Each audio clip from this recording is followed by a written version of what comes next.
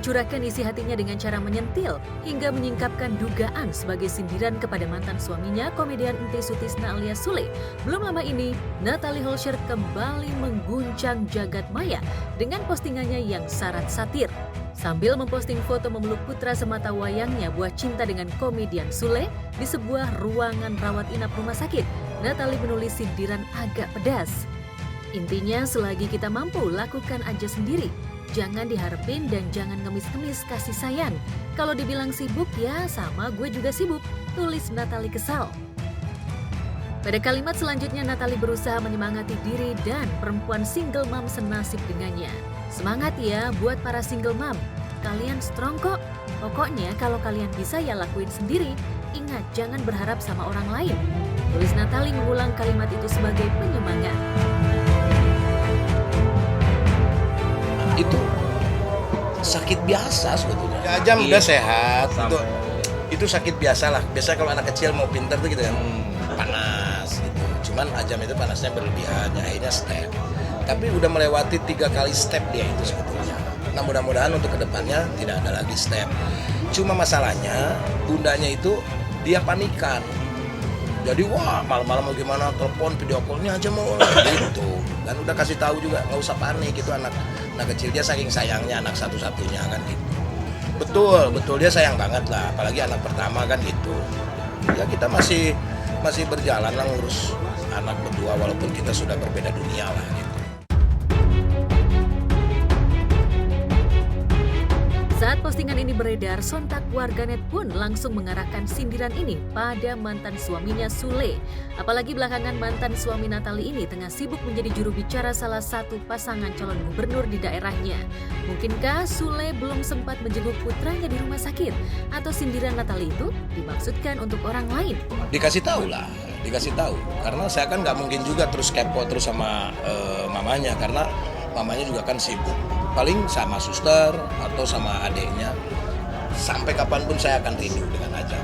Bahkan tadi pun saya harusnya ke sekolah, tapi mamanya nelpon karena mamanya juga nggak bisa hadir, tapi alhamdulillah hadir sama bibinya. Jadi dia nyanyi tadi di sekolahnya.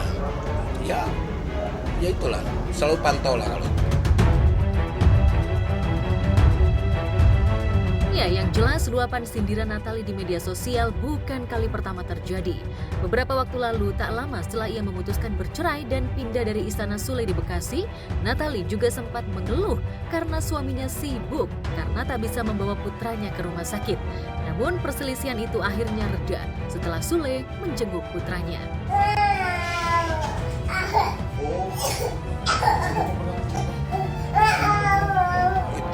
Itu mungkin karena naluri.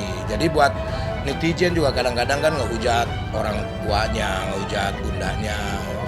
Bukan karena nggak keurus, orang walaupun bundanya kerja dia banyak yang ngurus juga kok. Lagi kerja juga saya pantau, waktu itu bundanya lagi di mana lah, lagi kerja saya datang ke rumah ke situ. Jadi bukan kurus, nggak diurus, nggak diurus banget, dan gue tahu gitu loh. Jadi buat netizen jangan sok tahu lah gitu.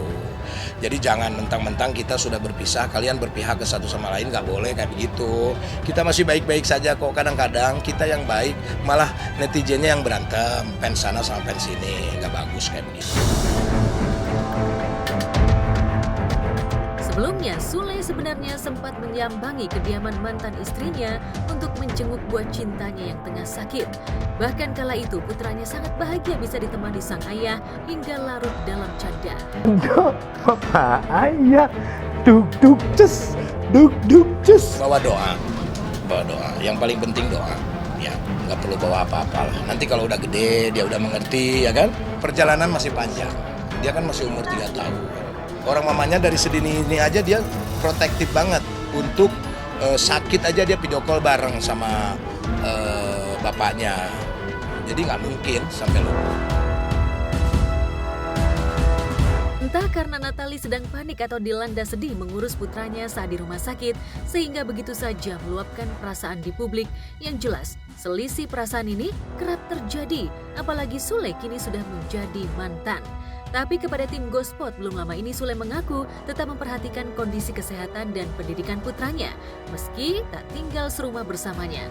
Sule bahkan sudah menyiapkan rumah bagi masa depan putranya itu. Udah, nanti udah gede lah. Pokoknya ada buat Ajam, buat semua kok. Iki, Putri semua udah Ajam, udah disiapkan. Kan selagi kita punya, kita dikasih sama Yang Maha Kuasa, anak itu titipan, harta juga titipan. Nah nanti saya meninggal, harta saya titipkan sama anak saya, semuanya juga titipan. Saya himbau lah pada oknum-oknum netizen yang capek lah ya. Takutnya kalau misalkan kita yang nggak ngelapor, nanti orang lain yang ngelaporin kan gitu. Jadinya repot gitu.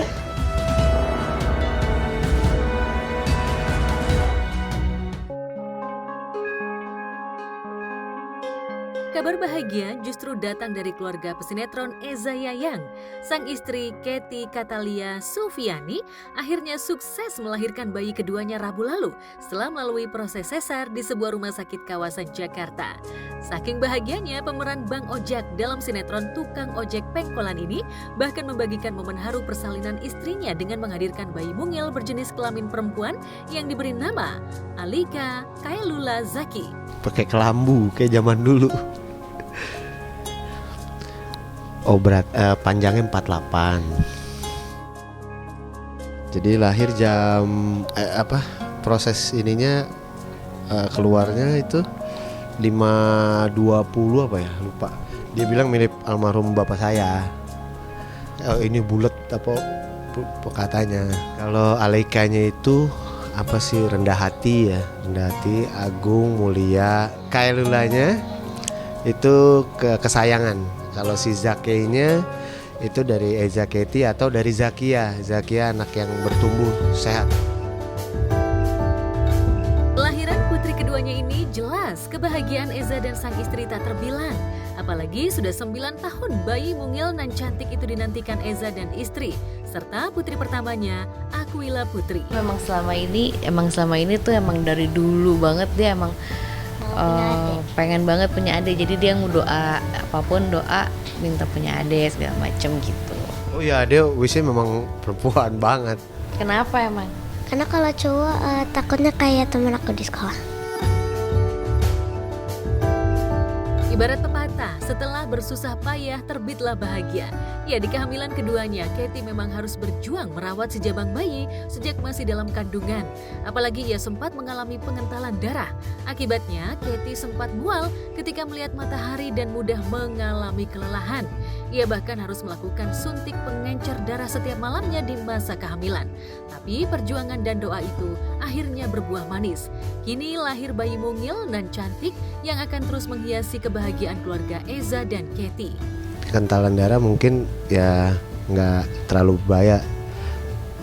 Ada yang berbahaya juga, tapi kalau seseorang hamil yang tingkat kekentalannya sangat kental itu nutrisi, oksigen dan segala macamnya itu nggak ngalir ke si bayi gitu. Jadi dia bisa dibilang nggak makan lah gitu. Jadi 24 jam sekali itu memang harus disuntik gitu. Kak, ini buku Alaika, buku tamu Alaika. Jadi tamu-tamu yang datang nulis di sini, nulis wishesnya mereka. Ya. Pas kapan? Nanti dia baca kalau udah belajar baca. Emang sangat amazed gitu. Jadi dia pas baru bisa baca, terus dia ngelihat ada message dari orang-orang buat dia. Terus dia juga akhirnya pengen adiknya juga dibikinin buku kayak gitu juga gitu. Jika kebahagiaan pasangan Eza Yayang dan Katy sudah membuncah bersama lahirnya buah cinta yang kedua, presenter dan komedian Po Alpa juga tengah bersiap menunggu kelahiran si jabang bayi yang diprediksi akan jatuh 1 Oktober mendatang. Lantas, apa yang dipersiapkan Po Alpa menjelang persalinan? Benarkah ia rutin melakukan pemeriksaan kandungan calon bayi kembarnya? Alhamdulillah baik semuanya, dari jantung, paru-paru sehat, anaknya juga sehat, nambah berat badannya. Luar biasa, seneng banget. Pemeriksaannya lebih ke jantungnya tetap ya, terus sama anak aktif, Terus alhamdulillah air ketuban semuanya aman, nggak ada lilitan, nggak ada, berat badannya imbang, semuanya sehat. Bulan kemarin kondisinya bagus, terus si cabang bayi juga alhamdulillah sehat, lincah, berat badannya cukup. Nah sekarang kan nih karena bayi kembar kan rentan banget sama berat badan ya, jadi harus cek lagi nih berat badannya, karena kan 10 hari lagi mau di dedel gitu kan, mau di apa sih, sesar. Karena harus sebenarnya udah cukup gitu, cuman kan gue pribadi lebih kayak ayo dong, bisa dong, maksudnya bayinya gede gitu, jangan sampai prematur gitu. Cuman kalau kata dokter mah udah cukup gitu, cuman akunya nggak mau gitu. Dua-duanya cuman beda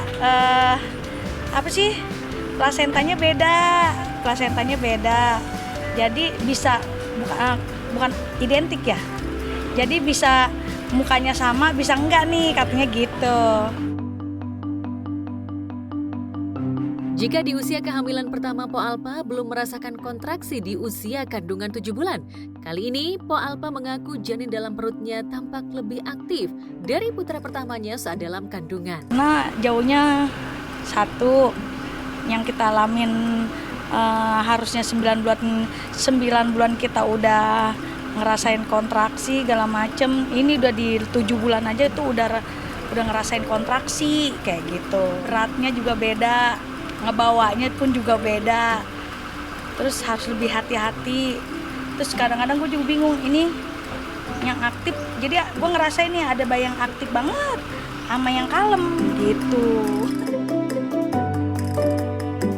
Ya, selain rutin memeriksa kandungan jelang persalinan yang diprediksi jatuh pada awal Oktober nanti, Po Alpa juga sudah mengajukan cuti 10 hari jelang melahirkan. Bahkan sejumlah barang-barang keperluan pasca lahiran sudah dipersiapkan, termasuk nama untuk calon bayi kembarnya. Lab di TikTok, sama ini lumayan gue nge-lab di TikTok, say. Alhamdulillah, jadi kerjaan ada kerjaan sedikit. Jadi bunting ini gue tuh nggak bisa, kalau orang-orang kan kebanyakan lemes ya. Nah bunting ini pengennya gerak gitu. Kalau persiapan lahiran sih udah sejauh, alhamdulillah kita udah ruangan udah disediain. Nanti kan bakal ada eksklusif ya.